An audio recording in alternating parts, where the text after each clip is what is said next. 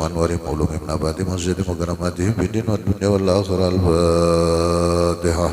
أعوذ بالله من الشيطان الرجيم. بسم الله الرحمن الرحيم. الحمد لله رب العالمين الرحمن الرحيم مالك يوم الدين إياك نعبد وإياك نستعين اهدنا الصراط المستقيم صراط الذين أنعمت عليهم غير المغضوب عليهم ولا الضالين. من البدء لسيدنا صاحب الراتب من الرسالة وغسل البر والبلاد الحبيب عبد الله بن علي بن محمد العدل وأصوله وفروعهم أن الله يعلي درجاتهم في الجنة ويكسر مسباتهم ويضاعف حسناتهم ويحفظنا بجاههم وينفعنا بهم ويعين علينا ببركاتهم وأسرارهم وأنوارهم وعلومهم ونفحاتهم وزوجاتهم وكراماتهم في الدين والدنيا والآخرة. أعوذ بالله من الفاتحة. بسم الله الرحمن الرحيم. الحمد لله رب العالمين الرحمن الرحيم مالك يوم الدين إياك نعبد وإياك نستعين اهدنا الصراط المستقيم صراط الذين أنعمت عليهم غير المغضوب عليهم ولا الضالين. آمين.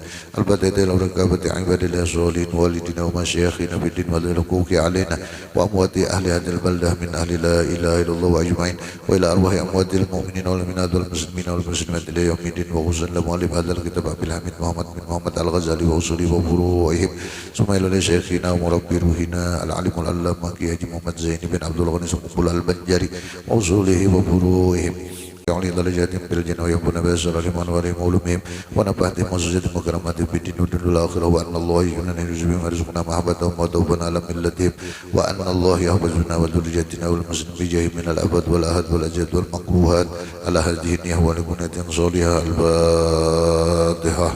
أعوذ بالله من الشيطان الرجيم. بسم الله الرحمن الرحيم الحمد لله رب العالمين الرحمن الرحيم مالك يوم الدين إياك نعبد وإياك نستعين اهدنا الصراط المستقيم صراط الذين أنعمت عليهم غير المغضوب عليهم ولا الضالين. آمين. بسم الله الرحمن الرحيم. اللهم إنا نسألك رضاك والجنة ونعوذ بك من سخطك والنار. اللهم إنا نسألك رضاك والجنة ونعوذ بك من سخطك والنار. اللهم إنا نسألك رضاك والجنة ونعوذ بك من سخطك والنار. بسم الله الرحمن الرحيم. الحمد لله الذي فقه في دينه من اصطفاه من العلماء يهتدي بهم كل ضال في حلق الظلام والجهلاء واختار منهم الزهاد والحكماء والكراماء وفضل منهم العارفين بالله والصفات والأسماء وأذاقهم لذة المحبة واطلعهم حقيقة الأشياء من الأرض والسماء. الصلاة والسلام على سيدنا ونبينا وحبيبنا وشفينا ومولانا محمد سيد المرسلين وإمام المهتدين وخاتم الأنبياء والمرسلين وعلى آله وصحبه سادة الأولياء وعلى التابعين وتابع التابعين لهم بإحسان إلى يوم الجزاء. أما بعد. سبحانك لا علم لنا إلا ما علمتنا إنك أنت العليم الحكيم ولا حول ولا قوة إلا بالله العلي العظيم. وقال رب اشرح لي صدري ويسر لي أمري واحلل عقدة من لساني يفقهوا قولي. فقال الله سبحانه وتعالى في كتابه الكريم وهو أصدق القائلين كذلك نقص عليك من أنباء ما قد سبق وقد آتيناك من لدنا ذكرا. وقال في آية أخرى فاقصص القصص لعلهم يتفكرون.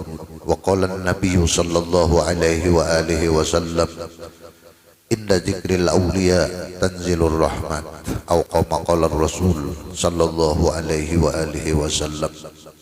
Jamaah yang dirahmati Allah subhanahu wa ta'ala, puji syukur kita haturakan kepada Allah subhanahu wa ta'ala yang sudah kita yakini bahwa segala nikmat itu adalah datang dari Allah. Dalil Qur'annya wa ma bikum min ni'matin faminallah. Apapun nikmat yang ada pada kalian itu kata Allah adalah datangnya dari Allah subhanahu wa ta'ala. Secara gamblang dan nyaman dipahami, dari mana kita melihat bahwa nikmat itu datang dari Allah? Adalah dari napas kita. Dengan kita bisa bernapas sehingga kawa mengumpulkan nikmat-nikmat yang lain. Dan nafas itu atau roh itu kadakawa kita olah seorang. Itu jelas Allah. Kita berkumpul saat ini kawa itu sebab semuaan ini bernapas. Ada jenang kada bernapas nih seikong bubar kira-kira nih. Jadi kawa tuh kumpul ini napasnya masih ada. Jadi termasuk kita dihormati, kita diberi pangkat, kita dipuji, kita apa-apa, semuaan karena ada napas kita. Tapi begitu napas itu selesai, nah maka selesai juga atribut yang kita sandang. Jadi Allah luar biasa dengan memberikan satu nikmat napas ini aja sudah luar biasa nilai. Nah, awak kita atau zat kita diciptakan oleh Allah, apalagi sifat dan hal ehwal kita. Jadi zat kita ini, batang tubuh kita ini sudah diolah, diciptakan Allah. Jelas segala yang menempel di tubuh ini pasti umpat diciptaan Allah. Tangan punya kekuatan, otak kepala, kau gasan berpikir. Nah, sementara itu Allah menyembunyikan satu nikmat yaitu napas. Seolah-olah yang berpikir itu otak kita, seolah-olah. Padahal otak itu tidak ada apa-apanya kalau ruh kita, kalau napas kita habis. Sepintar apapun orang, bila kada behinak lagi mesti bungol. Nah, itu satu pertanda Allah menyembunyikan sesuatu rahasia supaya sadar kada kita bahwa melihat itu semua adalah datang dari Allah. Lalu kita tidak mengagumi apa yang dibawa oleh zat kita ini. Kita punya otak yang cemerlang, berpikir yang luar biasa. Kita kada kagum dengan itu, tapi kita kagum kepada yang memberi nikmat yaitu Allah. Nah, maka di antara nikmat-nikmat Allah adalah Allah menciptakan kita berbeda-beda dan menentukan kadar ukuran kita berbeda-beda. Maka kebetulan pada malam ini adalah 5 Rajab 2021, bertepatan dengan wafatnya seorang ulama besar, guru kita semua, yaitu Syekhina wa Murabbi Ruhina Al-Alimul Allamah Ki Haji Muhammad Zaini bin Abdul Ghani, atau dikenal dengan Guru Sakumpul, yang wafatnya tepatnya adalah subuh arba, ini pas subuh arba malam Rabu 5 Rajab tahun 1426 Hijriah, atau bertepatan dengan tanggal 10 Agustus 2005. Sekarang sudah 2021, jadi hampir 15 tahun sudah beliau wafat. Namun peninggalan beliau tetap dikenang seluruh kaum muslimin, bukan hanya di Kalimantan Selatan, tapi Kalimantan Tengah, Kalimantan Timur, Kalimantan Barat, bahkan se-Indonesia, bahkan se-Asia mengenal siapa sebenarnya Ki Haji Muhammad Zaini bin Abdul Ghani, atau disebut dengan istilah Guru Sakumpul. Luar biasa keistimewaan yang diberikan oleh Allah kepada beliau, dan kita rata-rata sempat bertemu kepada beliau. Jadi masalah keistimewaan beliau itu sudah jelas, kada kawan dikisah lagi tuh apa keistimewaan beliau. Nah, tinggal dari sejarah kehidupan para aulia, dari sejarah kehidupan umat-umat terdahulu, termasuk apa yang disebutkan dalam Al-Quran, wa kullan naqussu alaika min anba'ir rusul ma nusabbitu bihi fu'adaka wa ja'akal haqqu mau'izatan wa zikra lil mu'minin. Kata Allah, semuanya kami ceritakan kepadamu wahai Muhammad tentang cerita rasul-rasul terdahulu. Bagaimana Allah mengisahkan di dalam Al-Quran kepada Rasulullah lewat wahyunya.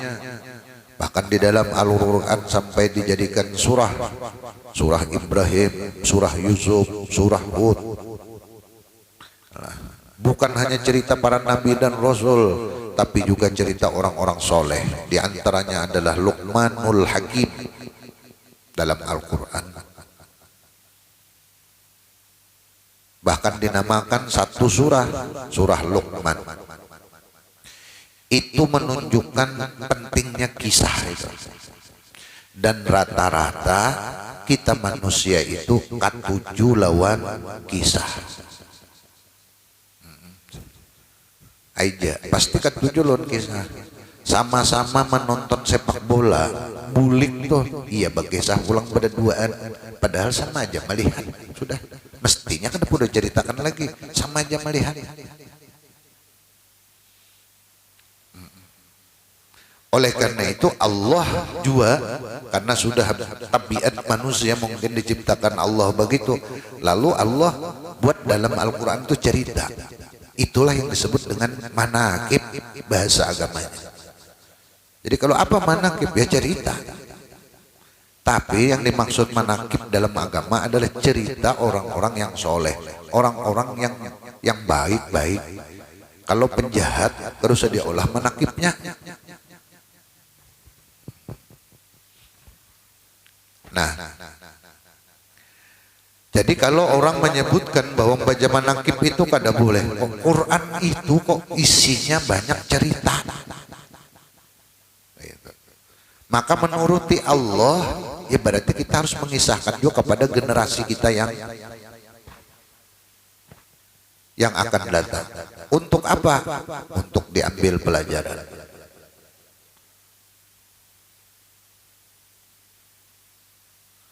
Bahkan kejadian-kejadian itu atau disebut dengan sejarah hanya pengulangan. Jadi sejarah itu pengulangan. Pengulangan masa lalu diulang. Diolah modelnya yang terlain sedikit. Dahulu tahun 70-an, itu pakai sepatu tinggi haknya. Cuma kayu, kelotok kalau berjalan. Nang tua-tuan nih mengalami itu. Nah sekarang sejarah itu diulang. Sekarang tinggi tapi dibikin karet pulang. Sendal, selawar itu juga. Sekarang timbul lagi selawar kentat, halus, bahalusan pulang. Dulu ada zaman bahalusan seakan-akan sampai memasukkan batis pakai plastik. Karena kada kau dimasukkan pun kada pakai plastik. Jadi itu aja. Diputar-putar, didesain, diulang. Sejarah pun begitu. Kejadian-kejadian alam juga begitu, sama. Dahulu kalau orang pakai cawat saja jalan itu dipadahkan orang dusun, orang gunung, orang Dayak itu becawat aja. Sekarang itu becawat itu malah keren. Di Bali itu becawat-cawatan aja orang dianggap keren. Dulu ketinggalan zaman kalau nangka itu. Sekarang ketinggalan apa ngarannya? Dahulu jadi santri kalau boleh ke kampung pakai selawar di bawah lintuhut, cuman bahari itu kainnya itu tepung bakas wadah galapung gandum itu nah diolah selawar. Nah itu dipadahkan selawar kul huwallahu ahad. Jadi supan-supan kita nih memakai begaul. Nah sekarang keluar selawar seperti dapat 3/4 ngarannya, cuma kainnya macam-macam. Nah, apakah itu modern? Kada, bahari sudah orang bahari pakai. Bedanya kainnya aja. Kainnya aja. Jadi kalau mengumpati perkembangan zaman, bah kita kegilaan ngarannya. Bisa bulik ke masa yang lalu sudah. Nah, oleh karena itu Allah menceritakan di dalam Al-Quran kepada Rasulullah untuk apa? Manusabbitu bihi fuadaka, ujar Tuhan. Cerita-cerita itu untuk memperkuat, memperkokoh, kada bergoyang-goyang lagi apa nang sudah ada di dalam hatimu, fuad, atau bahasanya iman dan ihsan yang ada di dalam hatimu, supaya kada bergerak, supaya kada terpengaruh, kada terkontaminasi oleh zaman. Jadi Nabi dipersiapkan, mental Rasulullah itu disiapkan dahulu oleh Allah untuk menghadapi masa yang akan datang. Nah sama, jadi kita kalau hendak kada terbawa oleh zaman, maka dengan cerita-cerita yang ada itu menjadikan pelajaran bagaimana kita untuk melangkah ke masa yang akan datang, supaya kada terpengaruh dengan cara apapun, kada terpengaruh. Sebagaimana Rasulullah, bahasanya adalah istiqomah. Inilah di dalam manaqib Abah Guru ini disebutkan bahwa istiqomah itu lebih baik daripada 100 karamat. Jadi kita kawa istiqomah itu lebih daripada 100 karamat. Dalam ibadah kita kawa terus ibadah, rutin terus beribadah, itu adalah luar biasa.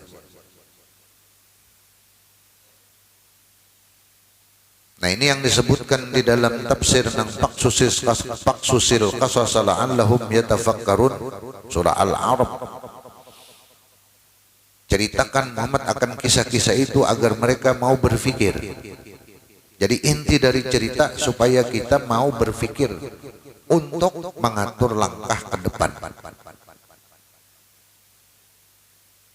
Maka di dalam tafsir disebutkan paksus rojian litafakkurihim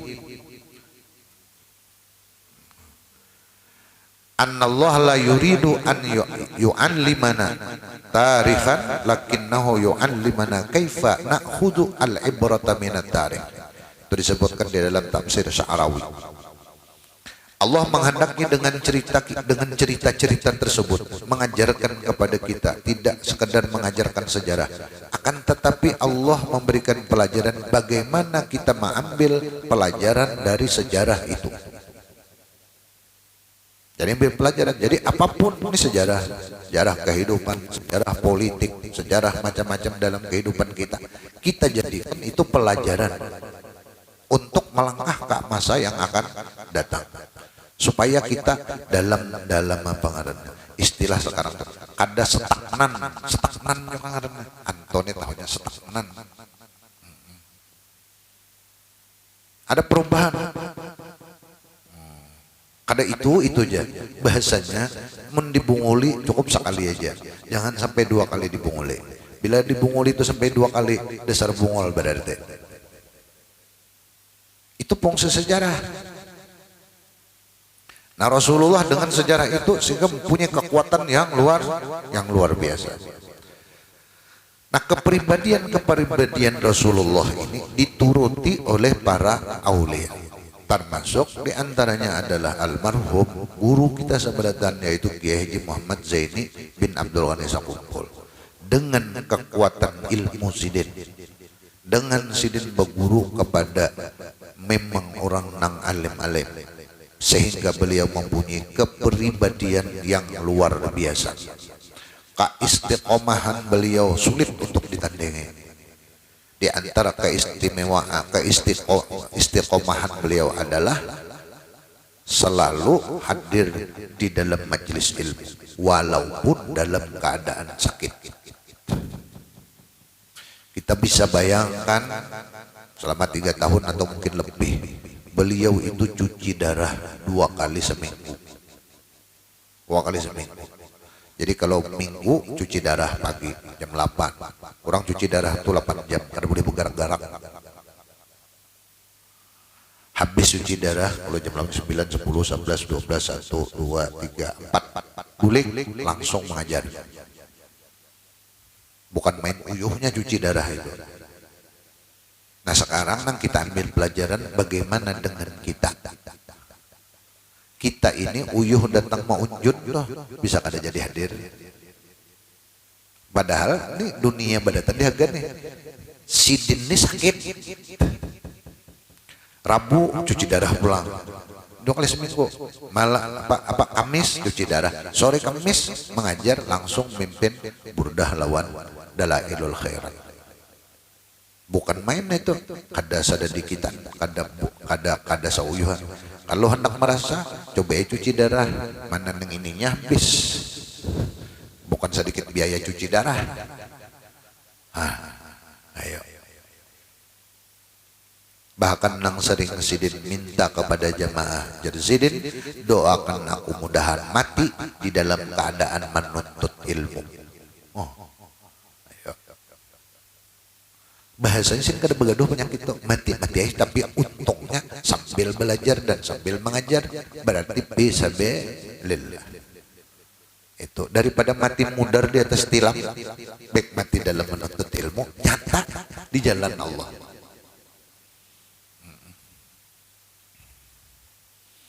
Nah itulah pengarannya keistiqomah. Sikap nang kaya ini kada akan bikawa kita kecuali ditolongi oleh Allah, kecuali orang yang memang diberikan anugerah oleh Allah kekuatan istiqomah yang luar biasa, sehingga kawa melakukan hal-hal nang kalau menurut orang kita nang awam sulit untuk melakukan itu. Nah, baca syair itu besenam, bukan main, parut. Dengan orang cuci darah itu terbatas minum, terbatas makan, terbatas sudah. Kadang gembung parut. Bahkan di detik-detik terakhir pun beliau tetap mengajar walau di dalam kamar.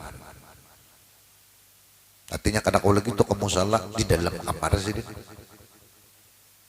pakai TV. Nah, jadi melihat juga sama aja. Bukan mainnya toh sidin lawan ilmu pengetahuan.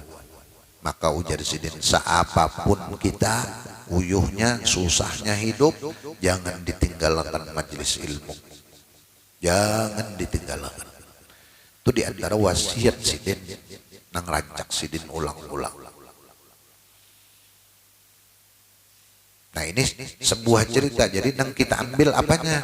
Nang kita ambil ibrahnya keistiqomahan sidin di dalam menyebarkan ilmu pengetahuan. Dan terbukti hasil keikhlasan sidin maulid Simtud Durar atau Al-Habsyi dengan maulid azab, kemudian lagi burdah, kemudian lagi Dalailul Khairat, menyebar seluruh pelosok negeri. Di mana-mana nang dahulunya kita tiba dan nang lain-lain. Nah, begitu sidin bawakan Simtud Durar ini dikenal seluruh pelosok, khususnya di Kalimantan. Inilah perjuangan sidin. Artinya murid-murid sidin menyebar ke seluruh pelosok Kalimantan. Sehingga orang kada asing lagi lawan maulid Simtud Durar ini. Maulid azab Dalailul Khairat. Ini karamah satu keistimewaan yang diberikan oleh Allah, luar biasa. Ditambah pulang kemerduan suara sidin, dan itu nang penggampang.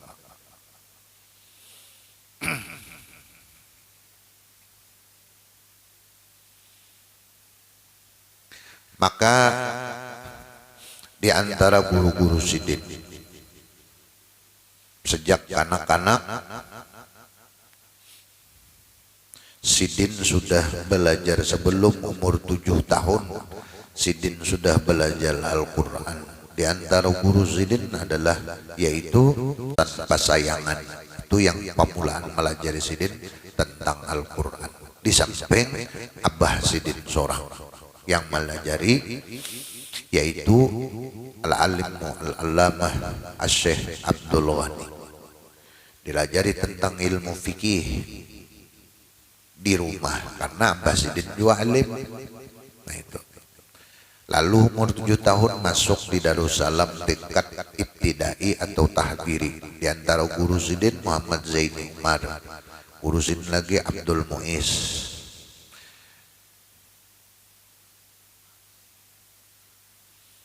Di antara guru Sidin lagi guru Sulaiman, guru Haji Abdul Hamid Husin, guru Haji Mahli Abdul Qadir, guru Muhammad Zaid, guru Haji Rafi'i, guru Sahran.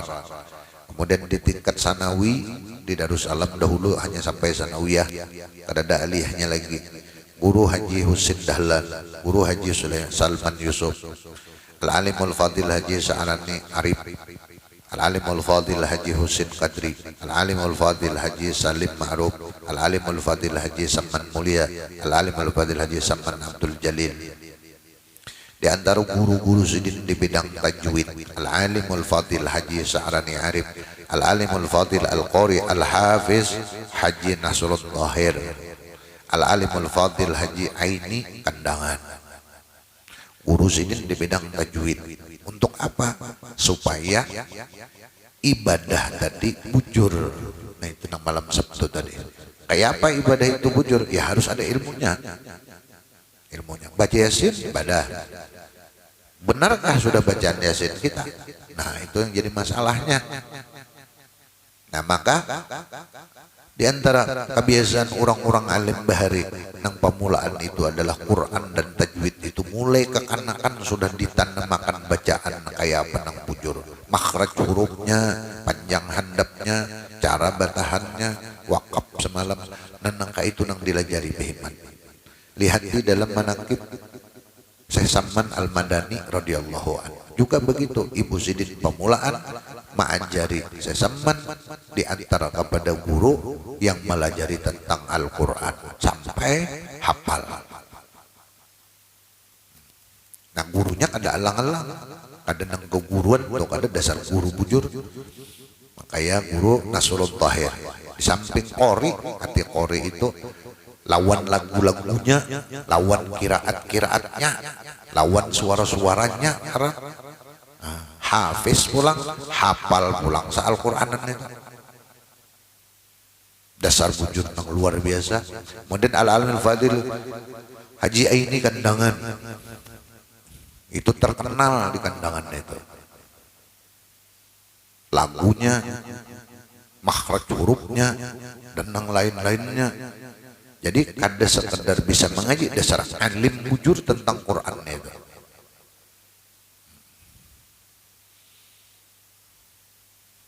Nah itu guru Sidin di dalam bidang tajwid. Nah sekarang pertanyaannya, kita belajar mengaji nih, belajarkah tajwidnya? Nah itu. Jadi belajar kayak apa ikhfa, kayak apa izhar, kayak apa idgham.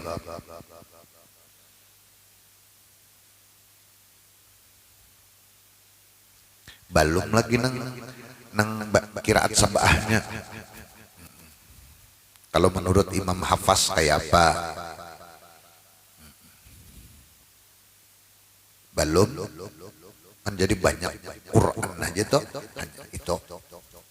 Jadi bahasanya kesimpulan menuntut ilmu cucuk hujan nabi, utlubul ilma minal mahdi ilal lahdi. Tuntut ilmu itu dari buayan sampai kalian lahat kada ada habis-habisnya. Kada ada tamat-tamatnya. Banyaknya kekurangan-kekurangan.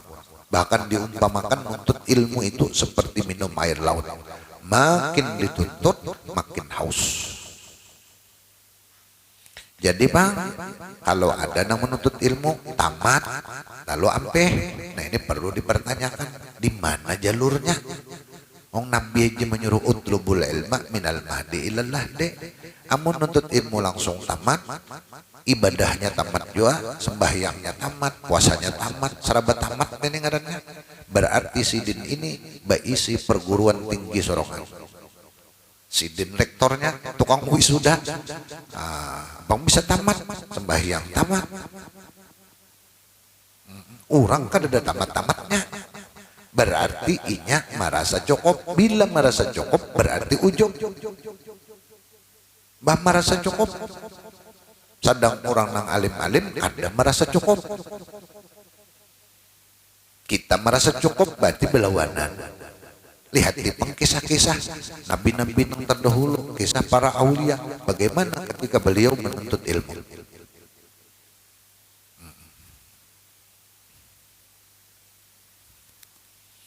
Ibnu Hajar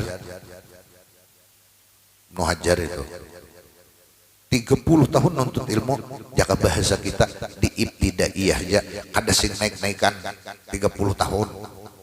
Kalau kita kira-kira ada sudah 30 tahun, 2 tahun aja melarikan diri pun kada naik-naik sekolahan. Bahasanya tuh, bahari kada bahasa sekolahan, kada bertingkat bang. Artinya di gurun itu belajar 30 tahun kada dapat apa. Akhirnya ada putus asa, bule kampung sedih. Begitu di perjalanan makanya disebut dengan Ibnu Hajar, anak batu.